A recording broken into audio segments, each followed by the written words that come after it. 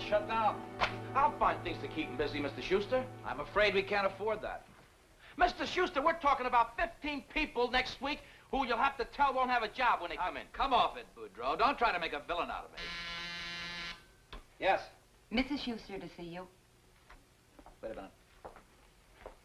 Ask her to wait a moment, please. And, Marion, bring in that personnel rating folder. Yes, sir.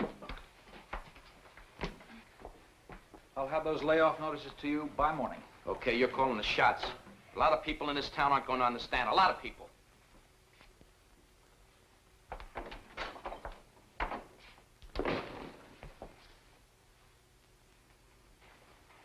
Marion, come here. I'll show you what I want you to do. Here you'll find the employee's efficiency rating. Here, their seniority. I want you to go through the whole thing, select 15 for layoff notices. The efficiency rating is the most important, not the seniority. Okay? Think you can do that? Well, I don't know. What do you mean you don't know? It's a simple job. Oh, it isn't that. All right, I'll take it home tonight and do it myself. I couldn't take that responsibility. Ask my wife to come in, please. Yes, sir. You can go home, Marion, if you finished with everything else. Thank you. Miss Shuster? Oh, thank you. Good night. Good night. Hi. Hello, darling.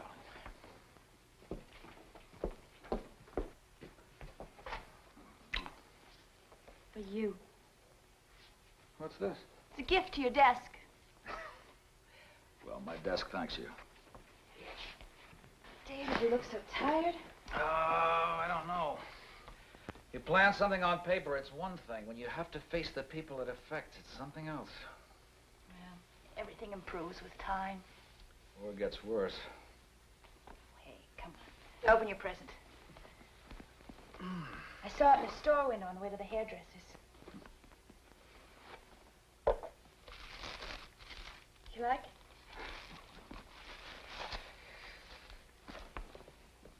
Maybe you'll get me home earlier, How about tonight? Are you finished? I thought maybe we could go home together and stop and have a drink. No, I'm afraid I have some other things to do. I'll try not to be too late.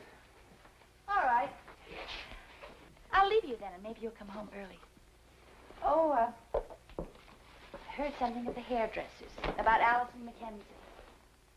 It seems that Elliot Carson isn't her stepfather, as we assumed. He's her father. Well? Period. Period what? All right, semicolon.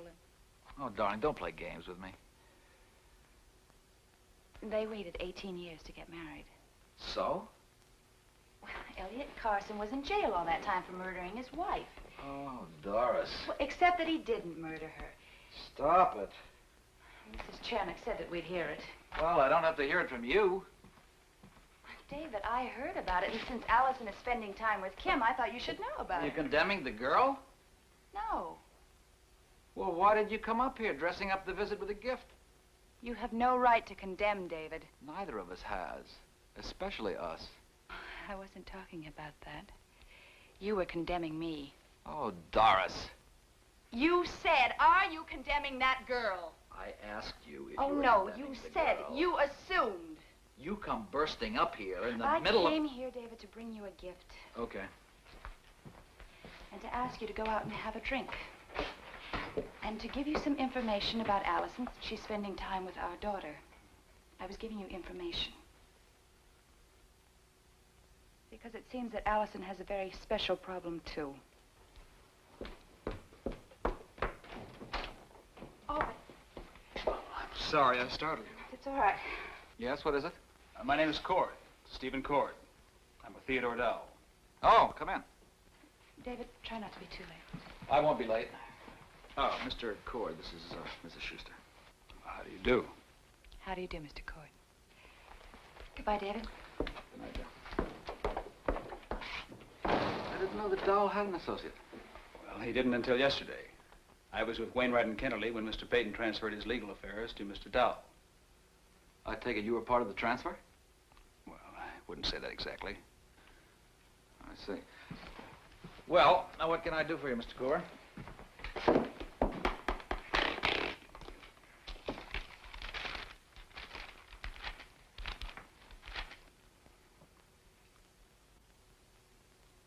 I'm supposed to authorize the fact that I have already authorized stock requisitions? I know. It seems a bit unnecessary to me, too, but then Mr. Peyton likes to do things his way. See? All right.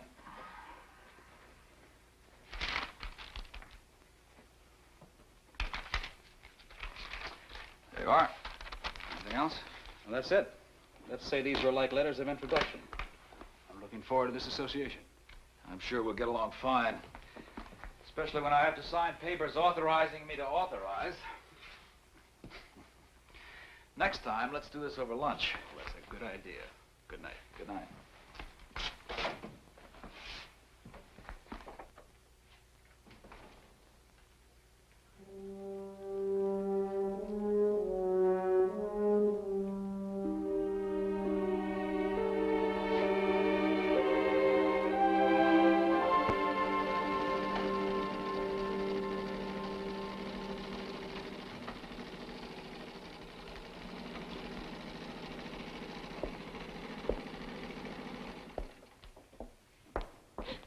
Betty, you frightened me.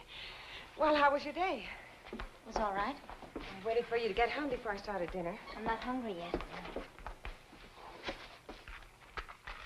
Mother, you going to divorce Daddy? Isn't that what you asked Mr. Dow? Yes? Why did you ask me to leave the office? I was embarrassed. Why? Well, I know how much you love your father. Well, I still love him, but that doesn't mean I can't understand your position. Still, Yes? I can't help feeling everything is wrong. Betty, I am not going to divorce your father. I have no grounds, not here. I could go away and file, but I'm not sure the divorce would be valid. Are you sure? In this state, insanity is not grounds for divorce.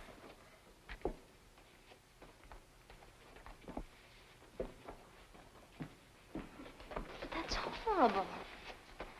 Either it's right or wrong, not because of a line on a map.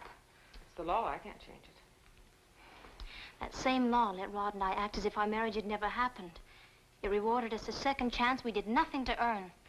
Now it's punishing you for 20 years of trying. It doesn't make sense. Doesn't have to. Why don't you go set the table, Mother, what are you going to do? I don't know. Mother. Betty, what would you have me do?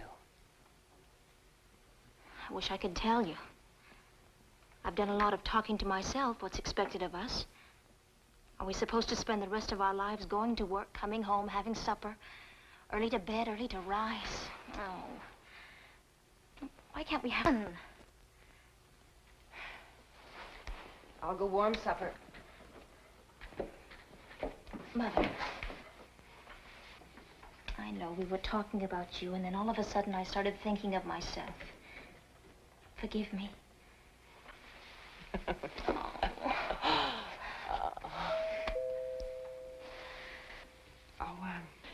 You answer the door, please. Are you expecting something? Yes, Mr. Shuster from the mill. What does he want? Well, I'm not sure. He phoned and said he wanted to come over. It was important.